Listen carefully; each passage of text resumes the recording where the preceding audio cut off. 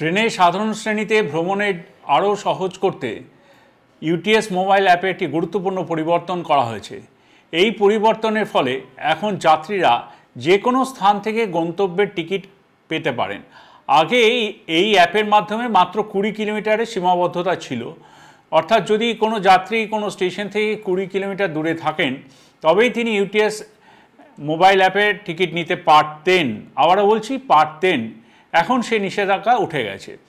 এখন যাত্রীরা যে কোনো স্থান থেকে, আবারও বলছি, যে কোনো স্থান থেকে টিকিট নিতে পারবেন, ইউটিএস টিকিট নিতে পারবেন।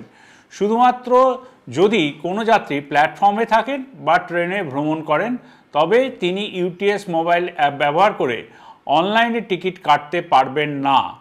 বিনা টিকিটে রেল সফর বন্ধ করার উদ্দেশ্যেই এই পদক্ষেপ নিয়েছে পূর্ব রেলওয়ে। রেলের তরফ থেকে একটি বিশেষ প্রচেষ্টা আমরা চালাচ্ছি যাতে আমাদের অনলাইনের মাধ্যমে পেপারলেস টিকিটিং ডিজিটাল বিপ্লব এগিয়ে নিয়ে যেতে পারি আপনাদের সহযোগিতায়, এবং পরিবেশকে সুরক্ষিত রাখার আমাদের আবেদন রাখি আপনাদের কাছে। তাই আপনারা ইউটিএস অন মোবাইলের মাধ্যমে টিকিট কাটুন, অযথা লাইনে দাঁড়াবেন না, বাড়িতে বসে টিকিট কাটুন, কোনো চিন্তা নেই।